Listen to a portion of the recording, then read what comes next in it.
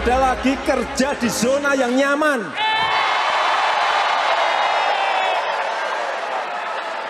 Penyakit kita ada di situ. Kita harus berubah. Kita harus berubah.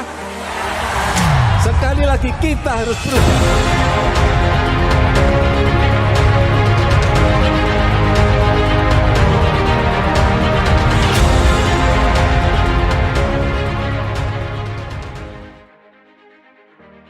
Halo, selamat berjumpa lagi dalam channel Jagat Raya News. Sudah lama saya tidak bersama-sama dengan kawan-kawan semua. Hari ini saya timbul semula karena saya rasakan bahwa perlunya saya timbul demi kawan-kawan semua. Baik, hari ini saya akan bercerita berkaitan dengan satu wacana pembinaan bangsa. Hal ini telah dibangkitkan oleh Profesor Dr. Ridwan C. Abdullah yang bertajuk Beza Cina Thai, Cina Indon dengan sebahagian Cina Ultra Kiasu Malaysia. Dikutip daripada Isma Web pada 26 Oktober 2020. Hebatnya Ultra Kiasu gunakan wang beli kuasa. Cuba kita pergi ke Thailand atau Indonesia. Jumpa orang rupa sama macam Cina, tanya dia orang Cina. Jawabnya, tak, saya orang Thai. Di Indonesia pun sama, dia tak kata dia Cina, tapi dia kata dia orang Indonesia. Namanya pun sama, nama Siam, macam di Indon, walaupun sebenarnya dia memang asal-usul Cina. Kenapa? Begitulah hebatnya bagaimana kerajaan Thailand dan Indonesia mensiamkan dan mengindonesiakan orang Cina di sana. Di Thailand misalnya, semua Cina di sana diwajibkan meletakkan nama Siam. Hal ini berlaku sejak zaman King Rama ke-6, yakni jika mahu menjadi rakyat Thailand, nama Cina mereka harus disiamkan. Contoh nama-nama Cina di Thailand yang disiamkan adalah seperti Archapong Watana, Lim Charoen, Ong Siri Watana, Wong Sri Prasad, Pai Bun Yanupap, dan Jong Bun Yaupap. Nama Archapong Watana adalah nama Cina yang disiamkan. Archa adalah terjemah daripada nama surname Cina iaitu Ma. Sehingga kini terdapat lebih daripada 8 juta Cina di Thailand. Begitu juga di Indonesia. Seperti Basuki Cahayapurnama yang sangat popular dengan nama Cina dia yang dipanggil Ahok. Beliau pernah menjadi gubernur di Jakarta. Pendek kata, proses pensiaman amat kuat di Thailand. Kerajaan berkehendakkan tidak ada pilihan, mesti patuh. Yang berbunyi begini. The Thai Chinese are the most integrated overseas Chinese community in the world. If you ask them whether they are Chinese, they will readily respond that they are Thai and play down any reference you make to them having Chinese ethnicity. It's easy to understand why. They were required to adopt Thai surnames to become Thai citizens in the early 20th century by King Rama VI.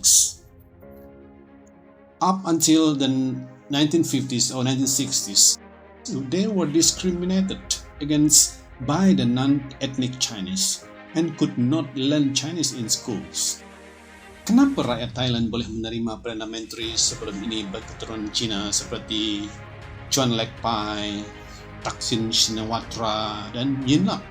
Jawapannya mudah. Cina di sana sudah tidak mengaku Cina. Mereka adalah orang Thai. Begitulah tegasnya kerajaan Thailand mengasimilasikan secara paksa orang Cina. Akhirnya dengan kuasa yang tegas, terpaksa tunduk kepada kerajaan tindakan kerajaan Thailand. Tidak cukup dengan itu, semua sekolah Cina turut dihapuskan tanpa ada belas ihsan.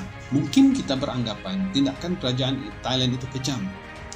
Tetapi itulah hakikatnya jika mahu membina sebuah negara bangsa. Malangnya, Jika kita jumpa Cina di Malaysia, begini sebiji muka Cina, nama pun Cina, sekolahnya sekolah Cina, cara hidupnya cara Cina, menonton TV, siaran Cina, mendengar radio, siaran Cina, bahan bacaan pun bahasa Cina. Pendek kata, sebiji macam Cina seperti mana asal usul. Malah, ada yang lebih Cina daripada Cina di negara China. Ada yang langsung tidak boleh berbahasa Melayu. Sungguh kesian sekali. Setiap bangsa pakat-pakat membina bangsa, bukannya pembinaan negara bangsa. Bangsa lebih utama daripada negara. Akibatnya, lahir rakyat yang tidak pernah setia, sanggup kutuk negara di luar negara, terbalikkan bendera, hitamkan bendera, ubah bintang bendera, hina jatah negara, mau jadi komunis rupanya. Dalam hal ini, sebenarnya kerajaan gagal untuk mengasimilasikan mereka atau memelayukan mereka. Ditambah secara terang begitu berani untuk mengutuk Melayu, Islam dan menghina raja-raja Melayu.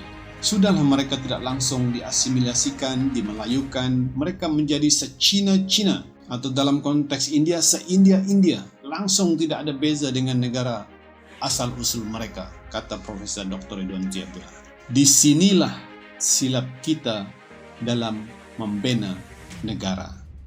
Paling kurang mereka menghayati agenda negara seperti fasih berbahasa Melayu, menghormati lagu negara, dan lain-lain. Realitinya, bahasa Melayu ke laut, negaraku dicinakan lagunya, bendera negara dihina dan direndahkan martabatnya. Raja-raja Melayu mahu dihapuskan dan menggantikan dengan negara republik. Kenapa jadi begitu? Karena kita terlalu lemah dalam membina negara. Kita tunduk kepada kuasa undi. Biarlah jadi apapun asalkan undi masuk.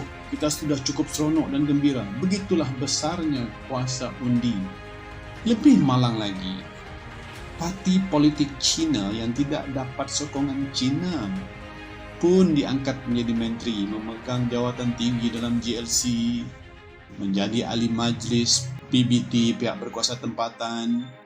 Apa sudah jadi dengan negara Malaysia ini?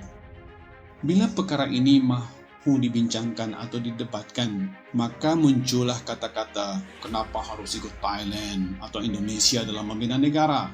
Kita ada cara sendiri. Wah, hebat. Malaysia ada cara sendiri. Ya, ramai mengatakan begitu. Kita mengamalkan integrasi bukan asimilasi. Kita perasan cara kita cara terbaik. Perasan saja. Persatu dalam kepelbagaian. Dalam Inggrisnya lebih hebat didengar. Unity in diversity. Gunalah bahasa Melayu. Apa hasilnya? Hebat sangatkah hasilnya?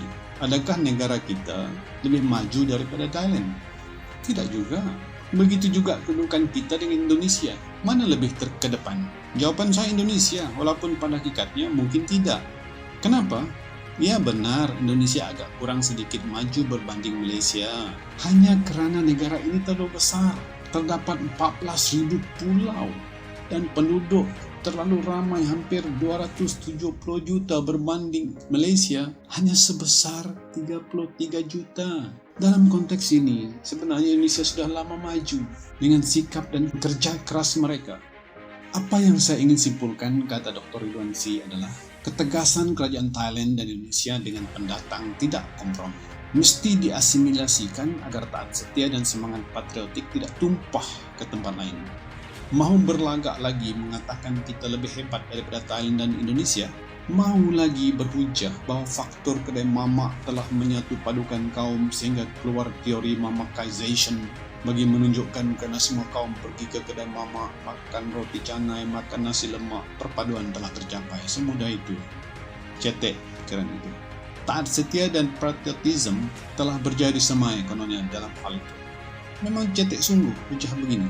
Kini, demonstrasi di Thailand ketika pandemi COVID-19 dikaitkan dengan majoritinya disokong oleh rakyat Thailand berketurunan Cina, mahu menjatuhkan kerajaan sedia ada dan menolak sistem pemerintahan beraja. Maklumlah, Cina Thai sama seperti Yahudi di Amerika menguasai lebih 80% ekonomi Thailand. Sebagian besar pusat memilih belah dan beberapa bank gergasi Thailand adalah milik orang Cina Thai. Mereka berduit, mereka gunakan kuasa wang untuk membeli kuasa atau membeli maruah manusia, termasuk membeli untuk menjatuhkan kerajaan.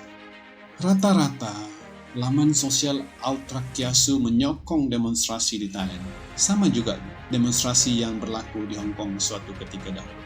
Sebab itu, jika kita lihat ultra ini begitu berani melakukan penghinaan terhadap raja-raja Melayu, bahasa Melayu, hak istimewa orang Melayu dan Bumi-Putra, agama Islam, dan pelbagai lagi perkara berkaitan Islam dan Melayu. Nasib baiklah yang di-Pertuan Agong telah berpikir. Darurat tidak perlu buat masa ini. Cuba tuan-tuan bayangkan, jika yang di-Pertuan Agong bersetuju dengan darurat kesihatan tersebut, apa dan bagaimanakah reaksi ultra kiasu ini? Sudah tentu mereka akan kutuk rapat raja-raja Melayu. Ultra kiasu tidak pernah mahu memahami sejarah dan asal-usul raja dan negara ini.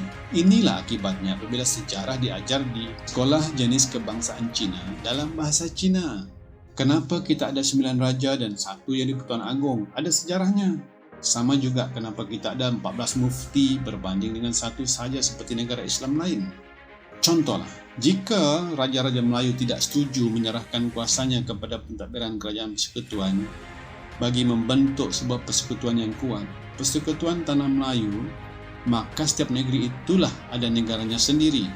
Jika tidak wujudnya persetujuan, maka akan wujudlah sebuah negara Johor, negara Kelantan, negara Terengganu, negara Kedah, Perak, Selangor, Negeri Sembilan, Perlis, negara Pahang.